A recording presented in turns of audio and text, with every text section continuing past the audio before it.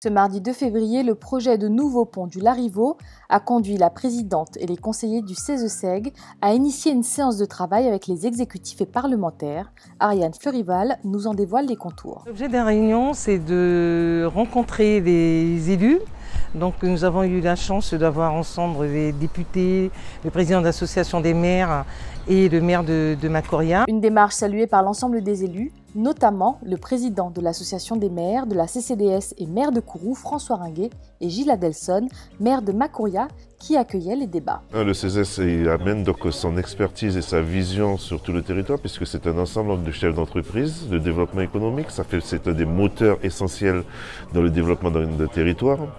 Les députés et les deux parlementaires, parce qu'ils œuvrent sur l'ensemble aussi du territoire.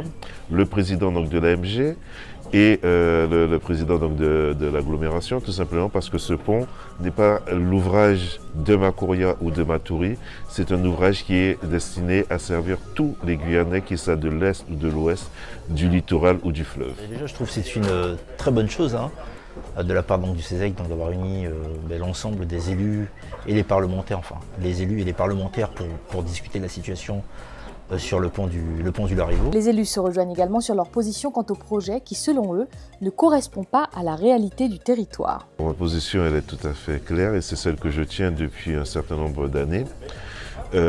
L'ouvrage qui se présente sur la rivière donc, de Cayenne, le pont du Larivot, et c'est un ouvrage qui manque d'ambition et qui ne correspond pas à la démographie que nous connaissons sur notre territoire et surtout donc, par rapport donc, à tous les enjeux, que ce soit en termes de transport, en termes de développement, en termes de rééquilibrage du territoire. Et comme je le dis et je le redis, je suis contre ce projet. Je suis contre le fait qu'on nous propose deux ponts alors qu'on peut nous proposer un pont adapté dans la mesure où on sait que le premier pont il est complètement obsolète. C'est un pont qui risque de s'effondrer à n'importe quel moment. Je parle du vieux pont aujourd'hui qui est celui du Larivot. Et donc il faudra absolument qu'on nous propose un vrai projet à la hauteur du territoire guyanais, qu'on arrête de nous proposer des petits trucs un peu collés par-ci par-là. En Martinique, en Guadeloupe, on arrive à faire des trucs très bien, on arrive à faire des trucs très bien aussi à La Réunion, et pourquoi nous proposer ce genre de projet? Donc je suis contre et je resterai contre. On proposera donc un projet qui représente le territoire.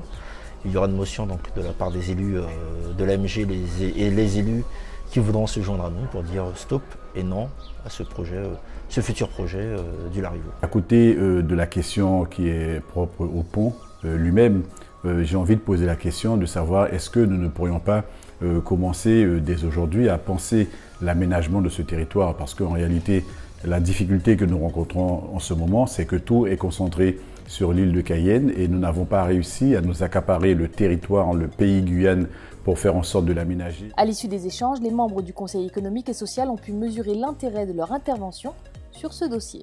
Le CESE, nous avons joué notre rôle aujourd'hui puisque nous avons un petit peu bousculé en tout cas les choses. Les élus ont décidé de faire une motion, de réorganiser, de voir si les citoyens pourront répondre rapidement à l'enquête publique. Et donc je pense qu'on a été dans notre rôle sur les problématiques qui touchent notre territoire en tant que représentant de la société civile organisée.